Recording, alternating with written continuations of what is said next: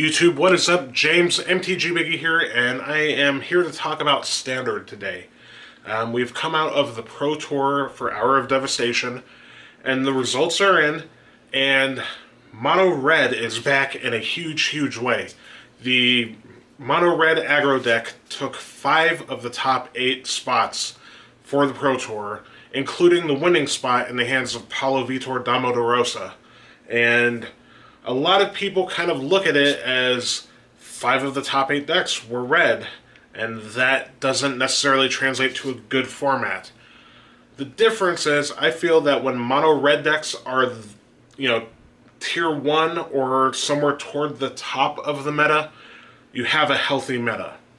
And the reason being is, during a Pro Tour or whatever, the meta doesn't really reflect the overall meta that's outside of that tournament.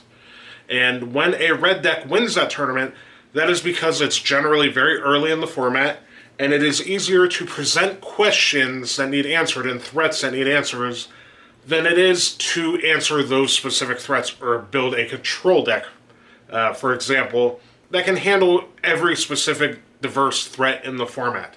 That's why aggro decks generally do great week 1 and 2 or whatever. And the Pro Tour, if you looked at the standards back when Atarka Red was in the format and it won 2 Pro Tours in a row, those standard formats were pretty great. And the mono red decks weren't the best decks in the format going on after those Pro Tours, but they certainly were a big part of the meta, not overwhelmingly so, but enough. And that is because when mono red decks are good, they keep everything in check. Your control decks can't get too out of hand because they have to be aware of the lurking threat of mono red coming back up in the meta. And we'll get into this sort of cyclical, sort of rock, paper, scissors format of decks where for a few weeks, this deck, deck X, whatever we'll call it, will say a control deck is very good. And after a few weeks of that deck being very good, an aggressive deck will come into the format and be very good because it beats that deck that people are still trying to play. And then, if the aggressive deck sticks around for a little bit, a mid-rangey deck will come through and do the same sort of thing there. And if a mid-range deck stays around too long at the top of the field, sometimes a combo deck can come up and take its place. And it works in a circle until it comes back around to control. Mono red is a sign of a healthy format. I think this specific mono red deck, the Ramunap red build that we have with the 8 to 9 desert package, is a little more versatile and has a better long game than we usually see mono red decks have. Even the Atarka red deck, it could probably kill you a little bit quicker than this deck, but if you get past a certain turn in the game against most decks, you're gonna lose that game. You just kind of run out of gas. This deck has a lot of late game gas just built into its mana base. So you can't flood out with it very well. You can't really run out of threats or things to do because you have some decent mana sinks with Ramunap Ruins, sacrificing deserts to deal 2 damage to your opponent. And it has a lot of reach for this sort of deck. In a format where I feel there's not a lot of amazing red cards printed. Like, we don't have a real Lightning Bolt. We don't even have a real Lightning Strike. The closest thing we have is Incendiary Flow that is 3 damage for 2 mana at sorcery speed, which is pretty bad. We don't have a really amazing 1-drop with haste. We have several mediocre 1-drops with haste. Bomat Courier is decent, but it's no Monastery Swift Spear or Goblin Guide. Neither is the other Transform guy whose name escapes me, the 1-1 with haste for 1. Or the 1-drop 2-1 that doesn't have haste. None of those are nearly as good as Goblin Guide or Swift Spear, but they're good enough and there's enough of them.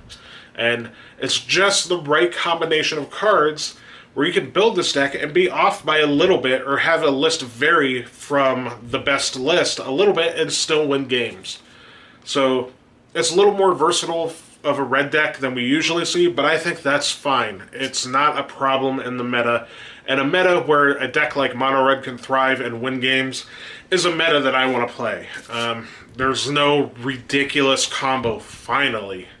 Finally, after months and months and months over the last year with Felidar Guardian and then Aetherworks Marvel, and before that, like even if we go way back to when like Collected Company was kind of breaking the format a little bit, or at least making it stale,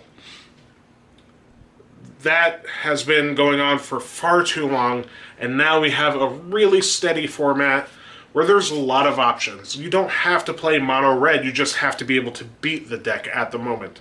You can play zombies, you can play blue-white monument, you can play Teamer Energy, Teamer like either more mid-range or aggressive, or red-green energy with Electrostatic Pummeler. You can play blue-red control or Grixis control, or any number of other decks, black-red mid-range, anything like that. There's seriously about 10 solid choices that you could sleeve up and take to an FNM or a GP even, and expect to play some really interactive, fun games of Magic. And that, I think, is a product of a format where mono red is a good deck. That being said, now that we're out of the Pro Tour, things going forward here, I feel like mono red's going to have a target on its head for a few weeks at least, and it may become not a great choice right away to play in the meta. You're going to have to tune your decks to beat it, and you're going to have to tune your mono red decks to be able to handle it. I'm sure it'll still be around. It's not going anywhere. But keep in mind, those other decks that I've listed, and many others, you gotta make sure that you sideboard or have some sort of contingency plan for mono red. Cards like Authority of the Councils, the new Thalia is pretty good. Anything that gains you life, prevents damage, or just bigger, more efficient creatures than theirs early in the game. I think like creatures like Sylvan Advocate could stand to come back and play a part in the meta, because it's really hard to attack into a 2-3 on turn 2 for a 1-1 or a 2-1. And sweepers and stuff generally aren't great, but spot removal will take a tick up. Lots more fatal pushes and stuff like that. So we're in a good spot. This is the sort of format that Magic needs to have in Standard specifically. That being said, we're in a good spot with all three major formats, Legacy, Standard, and Modern. I think Magic's a great game to be playing right now. I always think it's great to be playing, but now you could literally play whatever you want, however you want, and be rewarded for it in some way or another, or at least not punished for it. So what do you guys think about this format? Comment down below and let me know. I'll link a couple other videos here and here that you could check out, and you can click my face either up here or over here, whichever, to subscribe to this channel. And once you subscribe, you'll be signed up to see a bunch of other videos that I make about all sorts of things in Magic the Gathering. And if you click the bell, you'll be notified immediately when they get posted. So I look forward to hearing from all of you.